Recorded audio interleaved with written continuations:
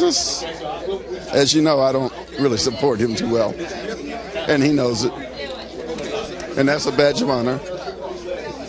Thank you so much. He's bad. And I supported him. I voted for him first time around. I had hopes because he was black. Shame on me. He is not Adam Smith. He does not believe in capitalism the way our founding fathers did. He is very social, and it's getting borderline communist. And joining me now to help explain is the man you just heard from, Harry Alford, is the co-founder, president, and CEO of the National Black Chamber of Commerce. Sir, good to see you. Welcome back. Well, thanks, Hannity.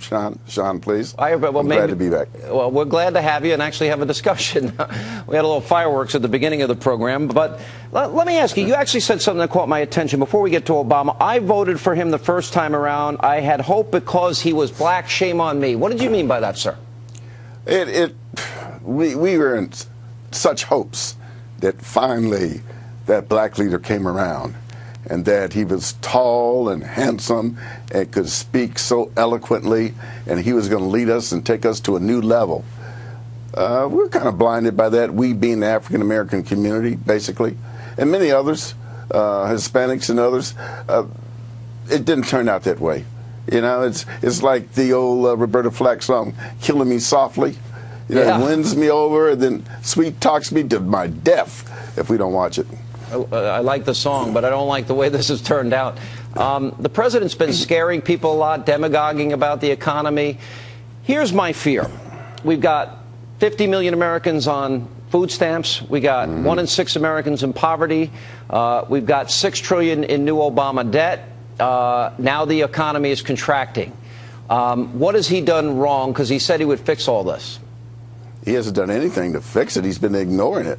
He's spending, spending, spending. That's the problem, spending. He wants to tax, tax, tax. Yet the irony of it is, he dogs successful people. He says they're bad, rich is evil, but yet he's courting on his knees the rich to come and give him some money so that he could use it for whatever reason. I don't know. He's turned out. I don't know what he's planning for us. When you look at demographics, and I know probably we spend too much time in this country breaking things down demographically, we're all Americans, but you look at the African American community voted for him 95+%. Huge numbers. When you look and break down demographics, it's the young people in this country that voted for him in a majority of numbers. African Americans, minorities that seem to be hurt the most by his policies. Absolutely. Why then would they vote for him?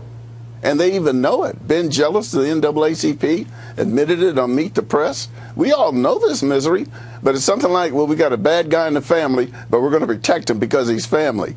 We got to wake up, slap ourselves and wake up. This is America, and everybody's involved in this. And if our children are hurting, it's our responsibility to find someone who understands that pain, feels it like Bill Clinton would say. This guy doesn't feel it. Go ahead, sir. Finish your thought. In fact, he issues a lot of that pain with a smile. Yeah. He said he's not Adam Smith. He doesn't believe in capitalism the way our founders did. And he's very social and becoming borderline communist. I said it. To my advisors, including my wife, I should never say that, but why? Why do you believe it? Well, it's so anti-capitalistic. This distribution of wealth, that to me, that says it all. He wants to redistribute wealth, take money that was honestly earned and taxed by people who struggled and suffered and paid the price to win that money, or to at least keep it. He wants to take it from them, give it to people who don't have to do a thing.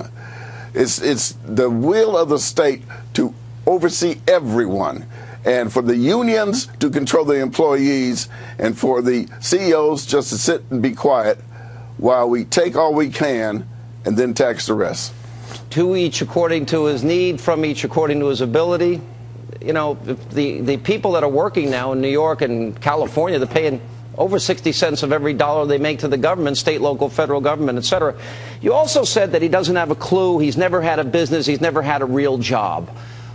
Why don't you think that the media in this country paid attention to the fact? I still don't know what a community organizer is. Maybe you can help me out. I don't know what an acorn guy is, except we see Acorn and what they're involved in the elections. Why do you think that the media ignores it and gives him a pass? I think they're in on it for some reason. I can't figure out our media. I used to have faith in all the media that they would print the news, print the truth. But it looks like we're having in a couple of entities, it resembles old Pravda, the Soviet Union, doesn't it? I will say this. There is a state-run media, and democracy, I would argue, sir, cannot function without a diligent media that does its job. And we don't have that in the country right now. We really don't. And meaning a mainstream media. Last thing about President Obama, and I just maybe give you your thoughts. Why is it that he gets away with this fear-mongering? We're going to cut $85 billion out of a $3.6 trillion budget. He's already increased the budget 20%. We're just going to try and save the country from accumulating more debt. Why does he go through this whole fear-mongering over just a small cut after dramatic increases? Why do you think he's doing that? It's part of that divide and conquer. He's trying to bait and switch. The deal is we want a 3% reduction. 3%. 2.4. That's peanuts. You can do that. That's so simple. When I was in corporate America, the boss says we're going to have to decrease the budget 2.4%. We'd all start dancing. Yeah.